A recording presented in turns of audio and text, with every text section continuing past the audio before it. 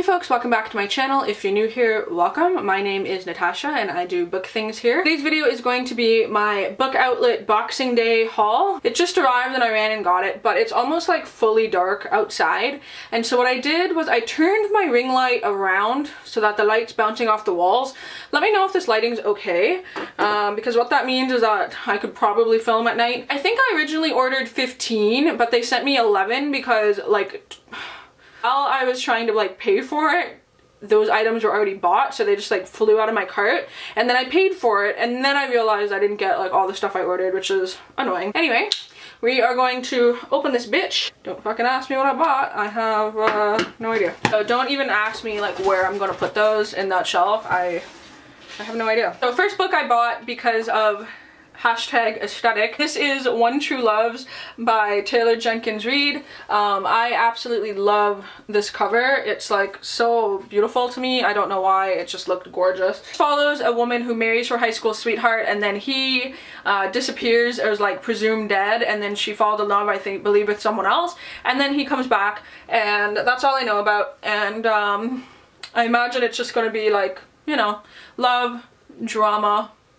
The only thing though is that I couldn't see the spine, and I was secretly hoping it was like this color with the blue, but I'm not upset. Next I got a book again because it was pretty, because it's book outlet, but then I read it and like just went, oh, this sounds really good. The Weight of Him by Ethel Rowan tells the story of a man who is dealing with his obesity, and unfortunately his son dies, and I believe he starts like a charitable thing for him to lose weight and help raise awareness to like what happened to his son.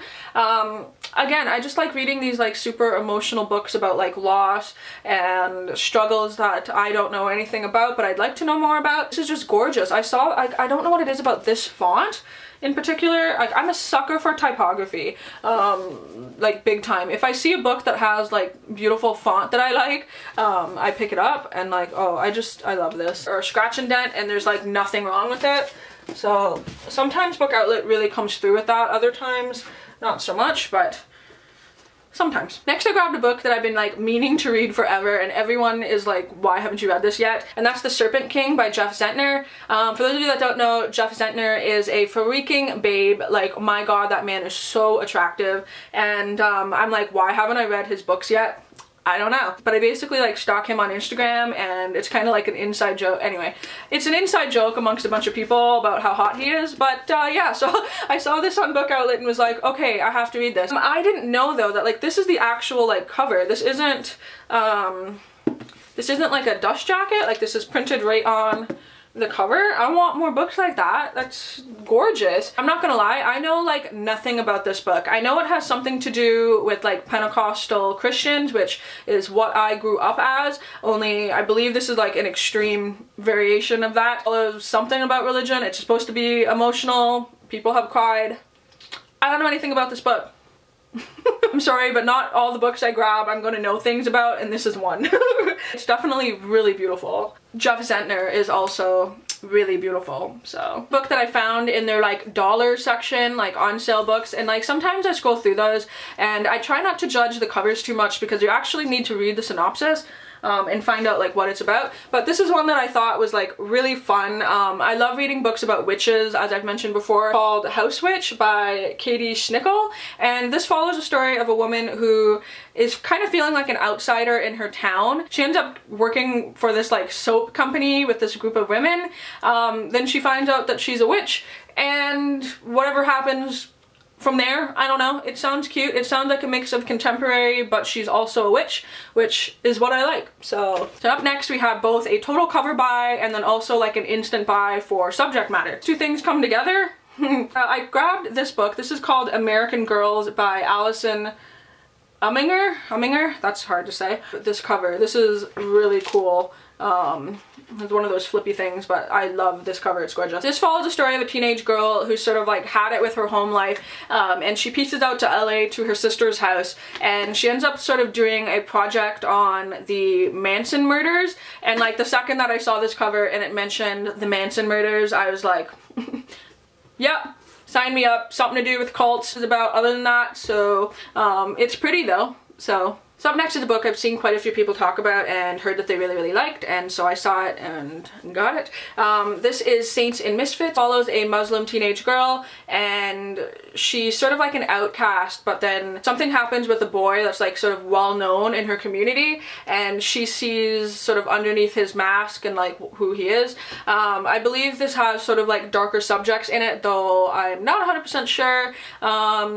I will let you know if it does when I read it, but I've heard a lot of people say that this book is really good, and it's beautiful, like absolutely stunning. Oh, again with like the typography and fonts and stuff. I've recently gotten a couple comments on my channel like, you know, why do you call your channel My Reading is Odd? And it's obviously sort of mimics My Eyeshadow is Odd, which is my makeup channel, but lately as I've been picking up different books, I realized that like my genres are like all over the place, and I really do have interest in things that would be sort of considered odd. But one of the weirder books that I grabbed that I'm like really excited to friggin' read. So this is Cannibalism, A Perfectly Natural History by Bill Shute. So this is a nonfiction all about cannibalism and how this guy is sort of like investigating myths and how it affects like our history, anthropology, and like biology and things like that. I just think this sounds really interesting. I recently read Caitlin Doherty's book about like cremation and like mortuary work, and she does mention a couple things about different funeral practices where they do perform cannibalism, and so like that sort of piqued my interest in terms of like the history behind it. I don't read very much nonfiction. It has to be like a really like, you know, niche subject, which I don't think anything gets much more like particular than learning about cannibalism, but fascinated about this. Actually, I grabbed a mystery thriller book that I've heard, again, really good things about from people, and that is If We Were Villains by M.L. Rio. From what I can understand about theater students, which is really interesting because, again, for those of you who don't know much about my life, I married a theater student. A lot of my friends were in the theater department at university. I think this would be a good mix between something that Jeff would like to read and something that I would like to read. So I saw this and I'm hoping that I can convince him to read it if I really like it. So, oh, I need to stop just buying books because they're beautiful, you know? Speaking of beautiful books, this is one that I keep seeing in chapters all the time, and it's been so freaking expensive that I haven't wanted to grab it because it doesn't sound necessarily interesting enough for me to buy it full price. But I saw it on Book Outlet and went, now's my time. This is Little Sister by Barbara Gowdy, and I don't know what it is about this freaking cover. It's so creepy and I love it. Books that I keep seeing that I'm like, what are you? So interesting. So this book is kind of weird in that it follows this lady that every time there's a thunderstorm, she blacks out other women's dreams, and she's trying to figure out if that's like, you know, just in her head or not, and sort of what that means. Then her mother has dementia and is mentioning like a sister from her past, and that's all I know about it. I don't know, this has like elements of things I like there could be some sort of like weird thing going on with the dreams, there could be some stuff going on with like the mother who has dementia, which is a subject I oddly enough like to read. This book is like a total cover buy, obsessed with it. That this is $37 Canadian for like this regular size hardback book. Why? So this is one that I'm like, it's $7 on Book Outlet. Okay. Next is another odd book that I'm considering research. So in the future I plan on writing a book about Bigfoot, and so a lot of the times I'll go onto a website, I'll enter Bigfoot in the search bar, Sasquatch, Yeti, cryptids, that kind of thing. And then I stumbled across this. This is The Sasquatch Hunter's Almanac by Sharma Shields, and this follows the story of a 9-year-old boy who watches his mother go into the woods with this man who may or may not have been a Sasquatch, and it follows him trying to hunt for her or hunt for Sasquatches, and it's told from the perspective of all of his family members who are being affected by his sort of like crazy hunt to find out what happened to his mom. There's Sasquatch in it, so it does say that it is utterly original from start to finish. It pushes the boundaries of the imagination, but ultimately proves to be a devastatingly real portrait of the demons that we as human beings all face. This could be really good, or it could be really bad, but either way, I'm kind of using it as like Bigfoot Sasquatch research to kind of see how other people write about it, or maybe him as a character. We'll see, I don't entirely know, but I saw this and was like, another book about Sasquatch. Yes, please. I love the spine. It's actually this like wood grain beautifulness. I love it. I love it a lot. And then the last book in this haul is a book by Josh Malerman. This is Black Mad Wheel. I've heard people talk about this vaguely, like briefly, or like they want to read this. From what I understand, and I could be wrong, but I don't want to look at it because I think I remember what this is actually about.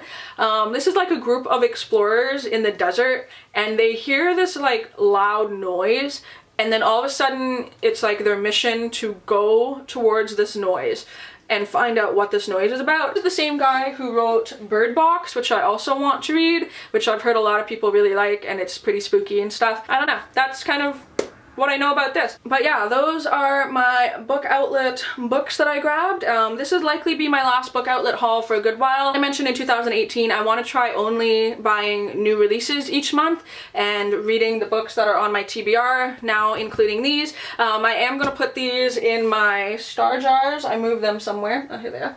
I am going to, you know, put them in there so that I can pick from that, and it might likely be some of these. But yeah, let me know. Please let me know if you've read any of these and you think they're interesting. I hope you guys are all doing good, and until my next video, I will talk to all of you soon. Bye!